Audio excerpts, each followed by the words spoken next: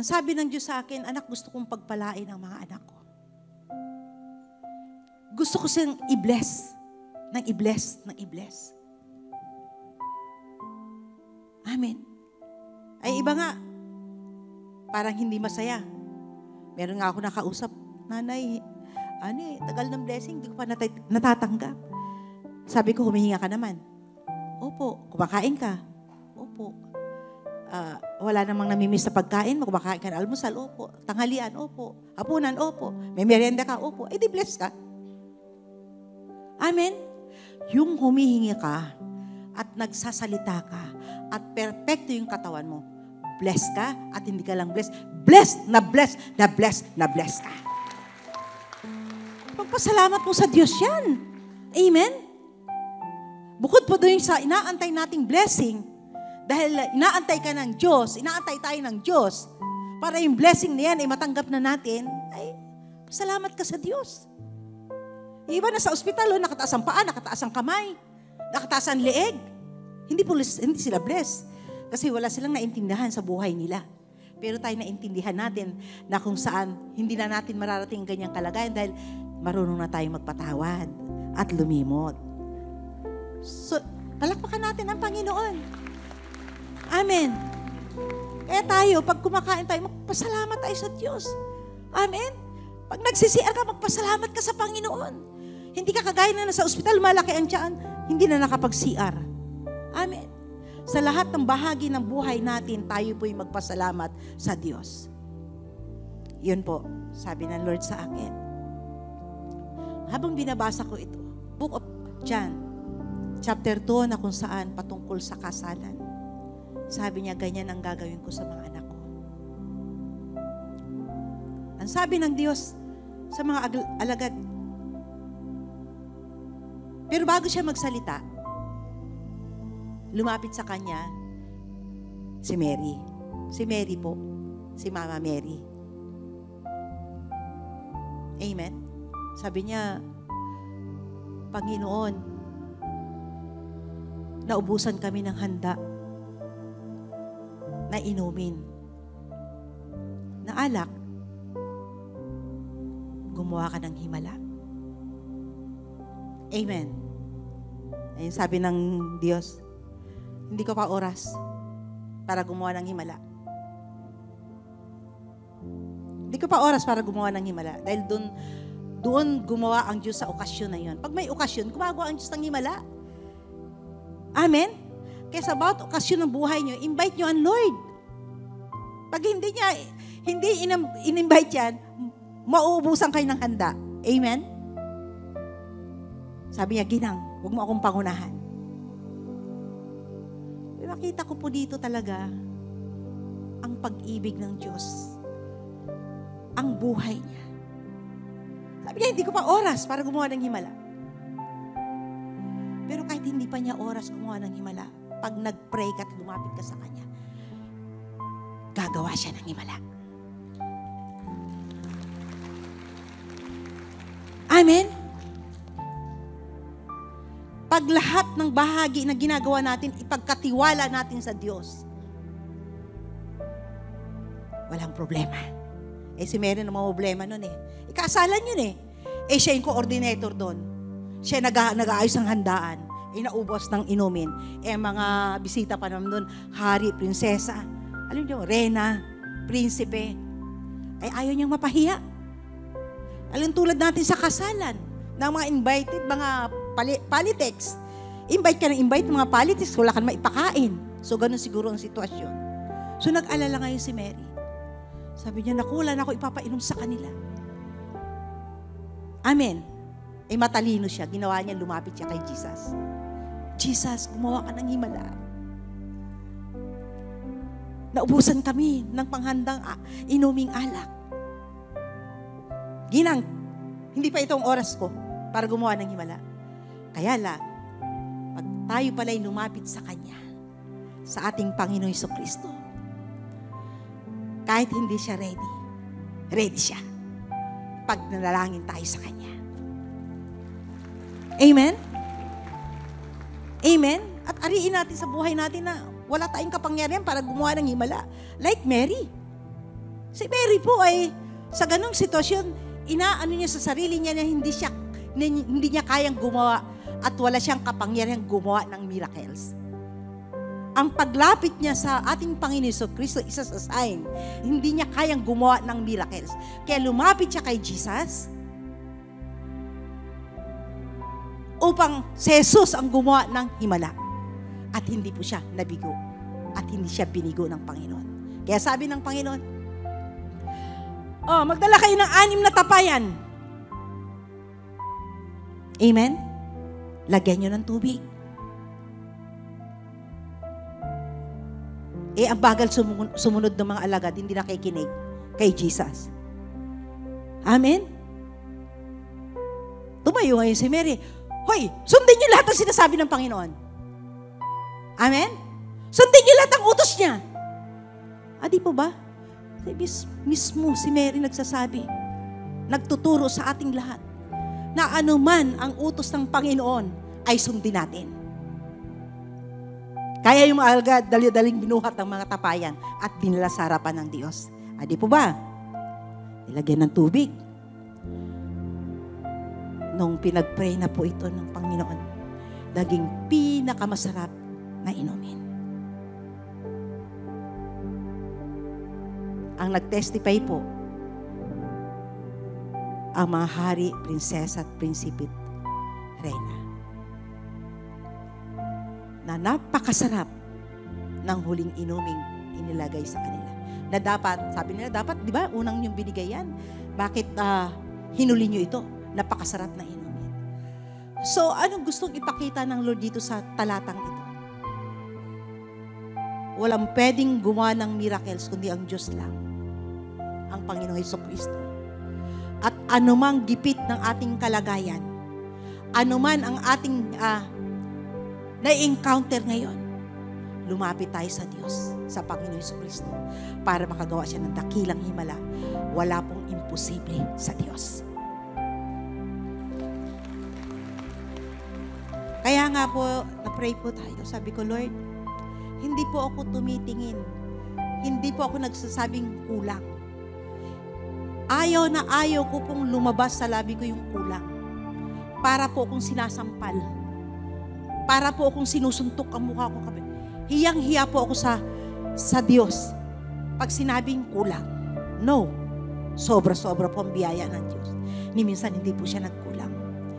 At ang sabi ng Diyos sa amin, di tatay, nung kami ay nag-uusap, isa lang po ang kadahilanan kung bakit ang Diyos ay patuloy na nananawagan sa atin. Hindi para kulang siya o nagkulang siya. No. Para pagpalain tayong lahat. Para i-bless tayong lahat. Para maranasan natin ang kabutihan ng Panginoon. Amen? Para maranasan natin ang kabutihan ng Panginoon. Para lahat ng desire ng puso natin ay makamtan na natin, lalo na sa kalagayan ng kasaganaan. Tagumpay na po tayo. Pero pagdating sa larangan ng biyaya at pagpapala, dahil alam niyo po, lahat ng utos ng Diyos ay may kondisyon. May kapalit na kondisyon. Gusto mo ba magpala? Magbigay ka. Gusto mong gumaling? Magpatawad ka. Gusto mong lumaya? Amen? Magpatawad ka. Pero talaga ang biyaya, pagdating sa biyaya, ang hinihingi ng Diyos ay magbigay ka. Pag hindi ka natutong magbigay, hanggang yan lang ang buhay mo at negosyo. Kami mag-asawa, lahat po ng blessing namin sa Lord. Dahil pag hindi namin ginawa ito, hindi po makakausad ang ministry. Pasalamat tayo sa Jesus our Shield. Hindi ito na natiling nag-iisa. Nagkaroon siya ng kakambal o extension ng buhay niya. From Jesus our Shield, nanganak ito ng oras ng himala. Nanganak ng radio, television. Nanganak ng mission of love. Amen? Nanganak ng mission travel.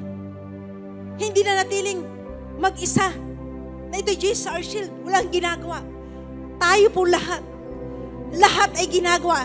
As long na may nakikita tayong kaparaanan para mas marami tayong maliligtas gagawin ang lingkod ng Diyos. Amen? Kaya sabi ko nga kanina, kasi tayo po, ang mga lalaki at babae, mga anak ng Diyos, lalo na yung hindi taga rito, ay kailangan gamitan ng martilyo. At tayo po yung pako. Hindi tayo nakukuha sa isang pukpok. Wala pong pako na isang pukpok lang. Kailangan pukpukin mo ng pukpukin para bumaon to, lalo pag malaki ang pako. Amen po ba? So, ganun ang lingkod ng Diyos. Hindi siya nagsasawa, hindi tumitigil. Sabi nga nung isang nanonood, sabi ko, ligtas na to kasi sinasabi niya, ano ba yung ministry niyan? Walang tigil sa offering. Amen? Pag hingi ka ng hingi, may ibibigay ang Diyos ng mga kaluluwa. Ang kapalit ay kaluluwa at kaligtasan ng mga kaluluwa. Amen? Nakita niyo po, sa kulungan ay doon ng Jesus Our Shield. Hindi niyo po alam ni tatay na ako po'y nag-donate doon ng ibang gamit doon na ginagamit sa kulungan. Maliban na lang pag tinanong niya ako, maalala ko, pero nauna po tayo nag-mission of love doon. Monthly, nagbibigay po tayo doon na hindi alam ni tatay. Hanggang maitayo ang Jesus Our Shield sa lugar na yan. So, alam niyo po, sabi ng Diyos sa akin, gusto kong pagpalain po ang mga anak ko. Kahit na nag-pledge na tayo, alam kong nagbigay kayo. Ang Diyos ay sobra-sobra ng biyaya. Walang ibang gagamitin ang Diyos, kundi ang may Diyos sa kanyang buhay. Na-remember ko nga po nung panahon ng kami, bata pa ako sa ministeryo. Yung kapitbahay po namin, paano kayo nabubuhay? Sa Lord. Amen? Si Jesus, pinapakain kami. Tinatawanan po nila ako.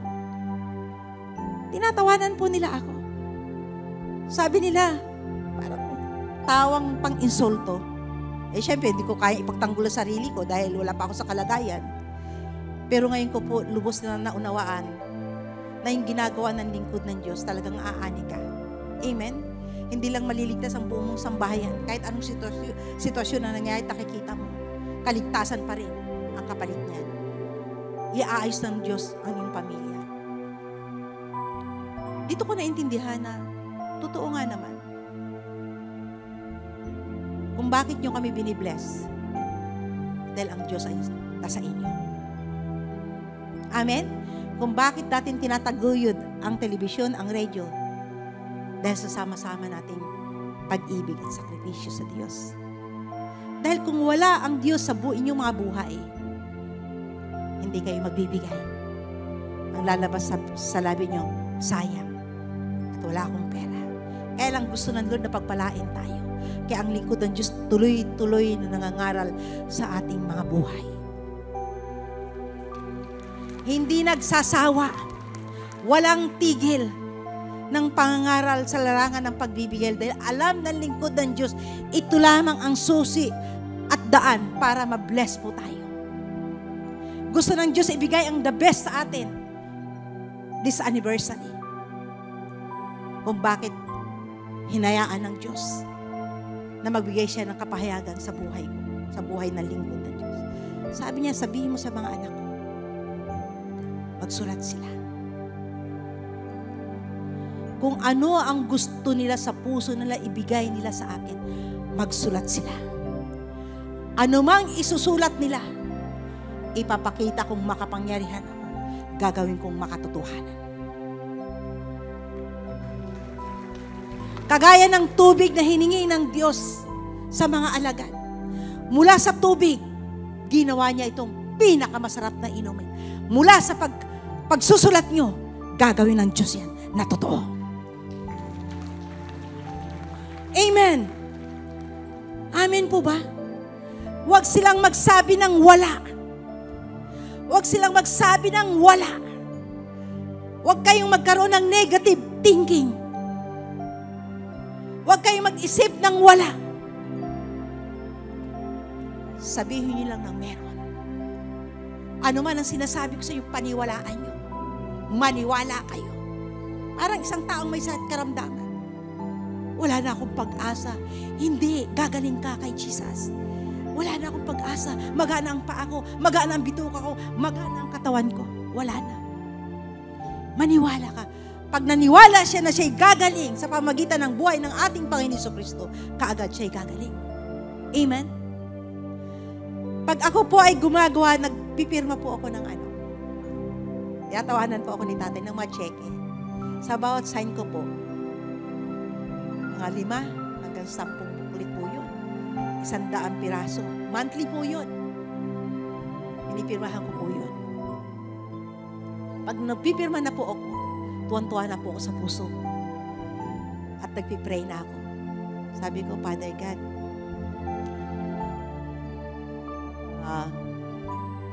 itong mga cheque na to, hindi ako ang pipirma, ikaw. At ikaw na rin ang magbabayad. Wala na akong babayad dyan eh. Diba, pipirma mo, tapos lalagyan nila ng 6 million, 2 million. Alam niyo yun? Kasi yung bayad natin nga, milyon-milyon. Ilan yung TV natin? 4, 5? Amen. Ano ba sa akala nyo? Nakuha nyo po? Lord, Father God, bayad na po ito. Kaya yung booklet na yan, nasa bawat booklet ay may 100 piraso, napakagaan, pirmahan. Nakangiti po ako. Hindi naman po ako po ipirma, si Jesus eh. Nanay, si Jesus? Yes, nasa akin si Jesus, di ba? Oh, nasa akin si Jesus, kaya siya pipirma niyan. Nasa inyo ba si Jesus? Tinanggap niyo ba si Jesus? Amen. Palakpakan natin ang Panginoon. Kaya mula nang pinirmahan ko yan, hindi ko pa nakitang hindi binayaran ng Diyos ang lahat ng pangailangan ng ministeryo ito. Masaya po akong pinipiro na walang alinlangan. Walang sabi, saan kukuha ng pambayad dito? Oh my God, ang dami nito. Wala. Lord, Father God, ikaw ang may-ari ng ministeryo ito. Ikaw ang may-ari ng Oras ng Himala. Nasa radio program, ikaw ang magbabayad. Amen? Ganun din sa problema natin, sa mga anak natin. Pag may problema po tayo, itaas mo sa ibigay mo. Wala naman taong walang problema. Ang pagkakaiba lang namin, ni tatay, pag kami na may karanasan ng problema, binibigay namin. Pag binigay na namin, hindi na namin kinukuha. Amen? Ay, iba kinukuha. Nang binigay, Lord, bahala ka na sa anak ko. Lord, bahala ka na sa babayaran. Maya, saan ako kukuha ng pambayad? Maya, itong anak ko hindi na nagbago. Sinurrender mo na nga eh. Amen? Binigay mo na nga eh. Pag sinabing pinagkatiwala mo na wala ka ng pakialam doon. Bahala na siya dyan. Di po ba? Ganyan ang buhay ni nanay tatay, kaya manatili kaming healthy. Pinpala ng Diyos. Palakpakan natin ang Panginoon. Amen. Totoo po yun, ang kabutihan ng Diyos ay nasa atin. Ang Diyos ay nasa atin. Wala tayong dapat pang alalahanin, problemahin. Sabi nga niya, mula sa kanilang pananampalataya, mula sa pusong malinis, gagawa ako ng dakilang himala. Makikita nilang himala. Walang sinabi sa ang Diyos na kung may pera ka. No. Pasulatin mo sila. According sa kanilang pananampalataya, isulat nila. At ipupulpil ko ang lahat ng yan. Mapalad na lang po talaga ang dadaanan eh. Kasi ang Lord, alam niyo po, ang Lord kasi,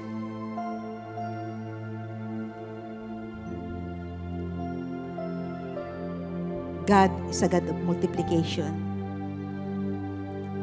Lagi siyang nandyan para bigyan tayo ng wisdom and knowledge. Kaya, ang hinihingi ng Diyos sa atin ngayon yung maniwala ka sa gagawin mo. Kahit nagbigay ka na dahil sa revelation ito, mararanasan mo ang miracles ng Lord. Amen.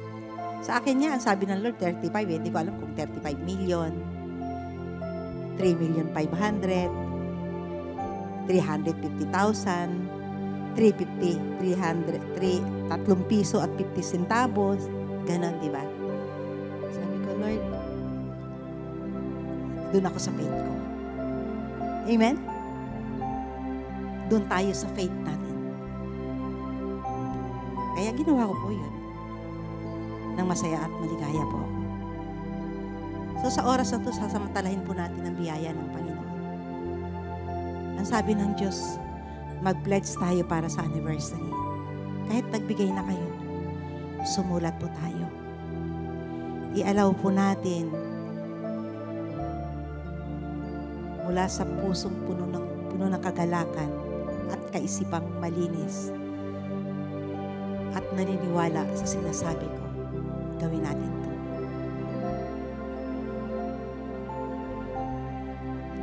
Ito ang gusto ng Diyos. Gusto ng Diyos na i-bless tayo.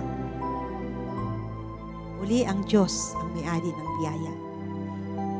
Ang gusto lang ng Panginoon, i-bless tayo. Hindi niya pagkukulangin ang anibersaryo ito. Ni minsan hindi siya nagkulang. Ni minsan hindi siya nagmaliw. Kaarawan niya to. Birthday niya ito. Birthday ng Jesus is our shield. Magbibigay siya ng regalo sa atin. Kaya tayong lahat ay pumikit at kausapin mo ang Panginoon according to your faith. Sabihin mo, Amang nasa langit, magkano ang gusto mong ilagay ko dito sa pledge ko ito? Ikaw ang magsulat nito sa buhay ko. Ikaw ang magsulat nito. At ikaw rin po ang magbibigay na kung saan mula sa pagkakasulat na ito, gagawin mo itong pinakamasarap na biyaya. Huwag po tayo magmadali. Pakilagay po yung bucket. Mag-pray po tayo. Sabihin niyo, Panginoong Jesus, sumabay po kayo sa panalangin. Taas po ang kamay. Panginoong Jesus, Ikaw po ang magsusulat nito sa buhay ko. Amang Diyos na may gawa ng langit at lupa.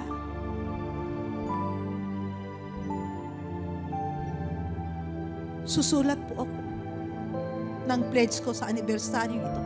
Ayoko po na ako ay hindi tatanggap ng biyaya sa araw na yan. Ayoko po na hindi maging kabahagi sa gawain mo, sa kaarawan ng ministeryong ito. Dahil sabi ng babae ng Diyos, ikaw ang magbibigay ng regalo sa amin. Gusto mo lang akong i-bless. Kaya Father God in heaven, ang kahabagan mo ay sumaakit. Susulat po ako. At ako'y naniniwala sa Panginoong Hesukristo, nangyaring taganap ang lahat ng pangako mo sa amin. Meron kang million ways na kaparaanan kung paano kami i-bless. Marami kang kaparaanan kung paano pagpapalain ang tao. Kaya Father God, muli, ikaw ang magsulat nito. At ikaw rin po, Diyos, ang magpumulbil nito sa pangalan ng Panginoong Hesukristo. Sige po, magsulat na po tayo. Hindi po tayo nagmamadali. I love you, Lord, for your mercy never fails me. And all my days, I've been held in your hands. From the moment that I wake up until I lay my head, oh, I will sing of the goodness of God. I love you, Lord, for your mercy never fails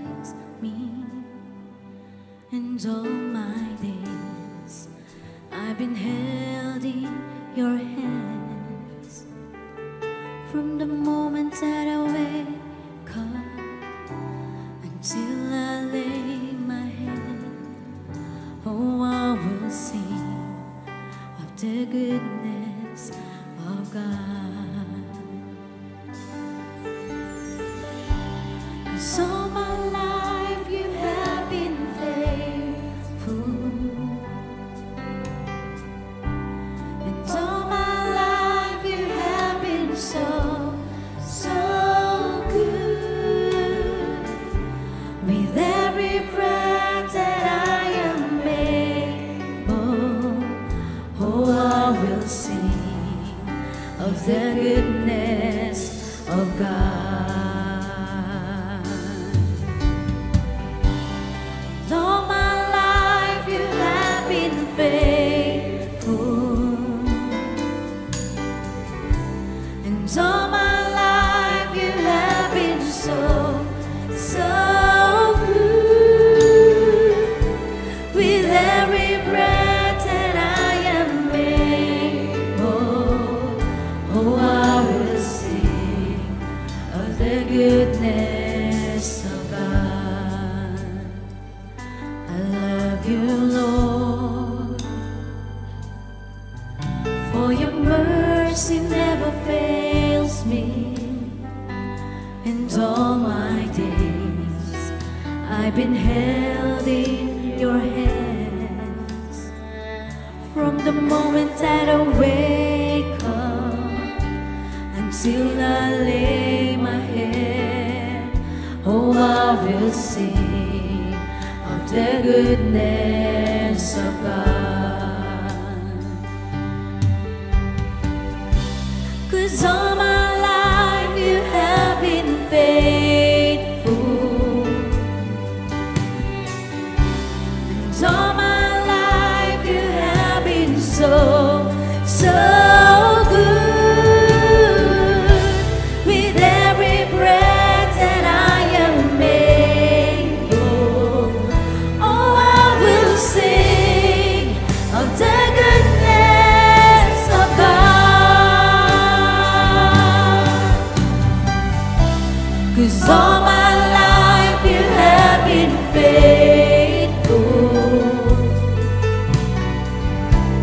and all my life you have been so, so good. With every breath that I am able, oh, I will sing of the goodness of God. Your goodness is running after, it's running after me. Your goodness is running after, it's running after me. With my life laid down, I surrender now, I give you everything. Your goodness is running after, it's running after me. Your goodness is running after, it's running after me. Your goodness is running after, it's running after me. With my life laid down, I surrender now, I give you everything. 'Cause your goodness is running after, it's running after me. 'Cause all my life you have been faithful, and all Habang my nagsusulat po ang iba, tayong lahat ay tumayo. so, so good. With every breath that I am able, Tayo oh, po I yung will taas ang kamay. sing of the goodness of God. Open your mouth and sing it. 'Cause all my life you have been faithful, and all my life you have been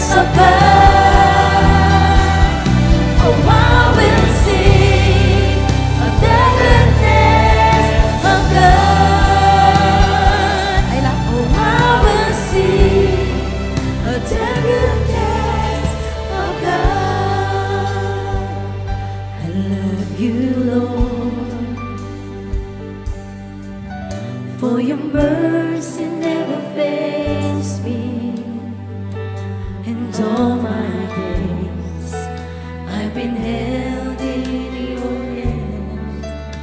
Hindi sinabi ng Diyos sa akin, magsulat kayo yung may pera. Ang sabi ng Diyos, magsulat kayo.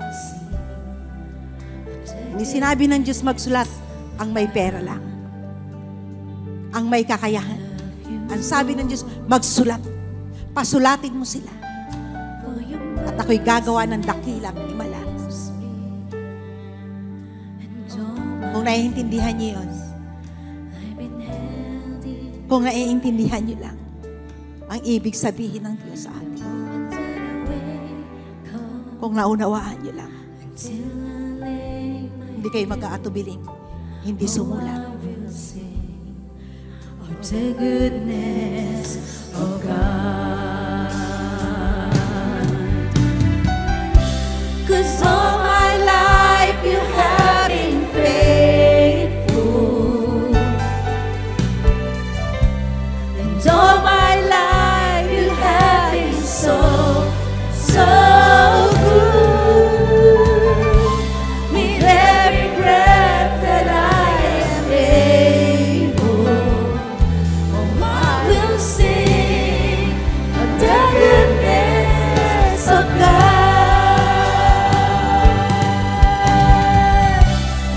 All my life you have been faithful.